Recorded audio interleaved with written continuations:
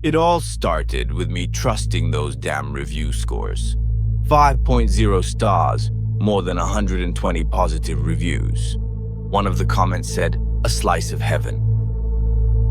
Another said, "The host Julian is like a ghost. You don't even feel his presence, but anything you might need is instantly delivered to your door." To escape the overwhelming burnout caused by my hectic work life, I rented this secluded house deep in the quiet Oregon countryside, located 30 kilometers away from the nearest town. It was called the Glass Haven. It looked amazing in the photos. Completely glass walls, minimalist Scandinavian design, and absolute silence. It was almost dark by the time I arrived. The headlights of my car filtered through the trees and illuminated the cold, modern structure of the house. I took the key from the box by the door using the code sent to me through the app. As soon as I entered, I got a notification on my phone. It was from the host, Julian. "I saw that you've checked in, Arthur. I hope your journey wasn't too tiring. The list of rules is on the kitchen counter. Please follow them to the letter. Enjoy your stay." I looked around. The inside of the house was freezing, but the fireplace was ready. On the kitchen counter was a yellowish piece of paper that looked like it had been typed on a typewriter. The Glass Haven rules. First, make sure to close all the curtains by 11 o'clock. The forest likes to watch at night. Second, the door to the basement is securely locked and must remain locked at all times. That area is for storage. Third, if you happen to hear a strange tapping sound at midnight, it is just the structural house settling. Do not go to check it. Fourth, communicate with Julian only through the mobile app. Never go to the main building, the cabin behind the hill. Even though the rules seemed a bit strange, I knew that isolated places like this often had eccentric owners. On the first night, I opened my wine, lit the fireplace, and watched the pitch-black forest through the glass walls. It looked peaceful, but it didn't take long for that feeling of unease to set in, as if there was a breath on the back of my neck. At 11:15 p.m., my phone vibrated. The landlord, Julian. Rule 1, Arthur. The curtain. I almost dropped the glass I was holding. I quickly looked around. There was nothing visible outside, but he could see me. There were probably security cameras. Privacy, huh? I muttered to myself and quickly drew the curtains. The second day was even stranger. When I returned from my morning walk, I noticed that the things I had left behind had been... My laptop was on the right side of the table, but now it was right in the middle. The zipper on my suitcase was completely closed, but I was sure I had left it slightly open. I wrote from the app. "Julian, did you come into the house? It feels like my things have been moved." The reply came within seconds. "Never. I don't come home when there are guests, Arthur. Maybe the stress of city life is playing tricks on you. Relax." He might have been right. Maybe I was being paranoid. But that night, I heard those sounds. It wasn't the sound of the house settling, as mentioned in Rule 3. It was the sound of nails scraping against wood.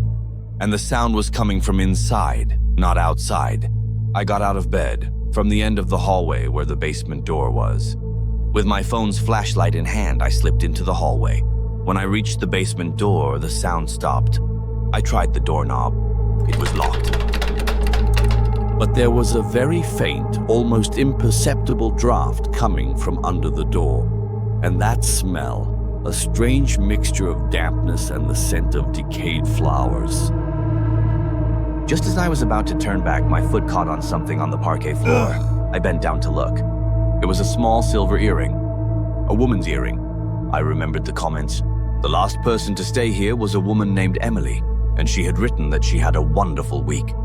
I put the earring in my pocket. I couldn't sleep that night. I must have dozed off towards morning. When I woke up, it was 10 o'clock and there was a new message on my phone. It was from the landlord, Julian. "Why did you try to force the basement door, Arthur?" Rule number 2. My blood ran cold. There were no cameras inside the house. I had checked. How could he have seen me? The cameras outside couldn't see the hallway. I replied immediately. "Is there a camera inside the house, Julian?" That's not legal. Landlord Julian, for your safety, Arthur. Only the entrance and the hallway. He was lying. The listing description said there were no cameras inside. I started packing up my personal things. I had to get out of here. As I was closing my suitcase, I saw something shining under the bed. I bent down. It was a phone. An iPhone with a cracked screen and almost out of battery. With trembling hands, I picked up the phone. It didn't have a password. I opened the photo gallery. The most recent photos belonged to Emily. Happy selfies taken in this house. But the last video, the date on the video, was just 3 days ago. I played the video. The image was dark. It was as if the phone had been hidden somewhere. I heard a woman's voice whispering. Emily. She's not outside. She's inside the house. There are spaces behind the walls. I saw her watching from the vent. Julian isn't real. So Julian was the real landlord, but he... Oh God, there's a well in the basement. I can't call the police. He's using a signal jammer. The video ended with the sound of a door opening and Emily holding her breath. My head was spinning. My heart was pounding as if it would burst out of my chest. I looked at the signal bars. No service. Wi-Fi was working, but cellular data was gone. You're right, Julian, I'm stressed. I'm sorry. I'll stay one more day and clear my head. I opened the app. I shouldn't have let Julian or whoever that was notice anything. I sent the message and quietly headed for the door. My car key was in my pocket. I just needed to get out and leave. I reached for the doorknob. It was locked. Not only was it locked, it seemed to have been barricaded from the outside. I ran to the glass walls. I realized they were shatterproof glass only when I hurled the chair at them with all my strength, and it just made a dull thud. My phone vibrated. It was the gracious host, Julian. I thought you were departing from here, Arthur.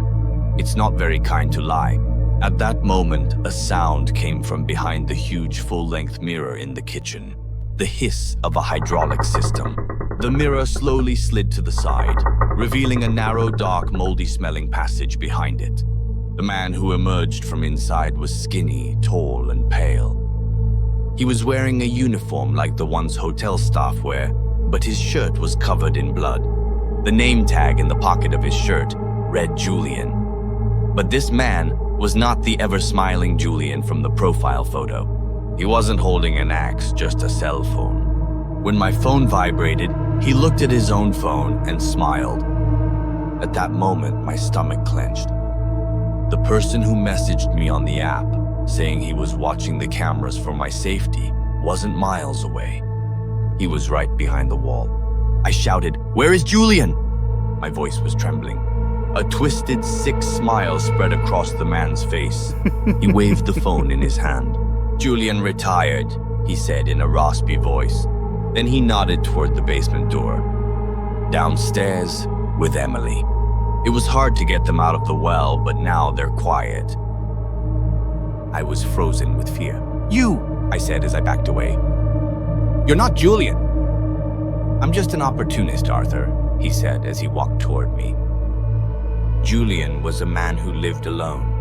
It was easy to get rid of him, to take over his account, to write exactly like him, to run his entire house. People come here for the scenic view, not for the face of the host.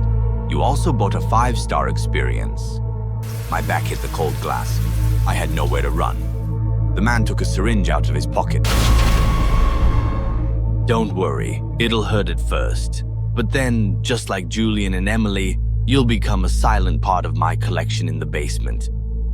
I need to clean up before the new guests arrive. Now, in these last seconds before he comes at me, I'm dictating these lines to Emily's phone, which I'm clutching tightly in my hand. I'm praying that it uploads to the cloud. I'm addressing the authorities who are reading this. The well beneath this house is filled with corpses. The real owner of the house, Julian, is dead. Emily is dead, and now the man standing in front of me who stole Julian's life is sending me to join them. Do not come to the glass heaven. There is no owner here. There is only death.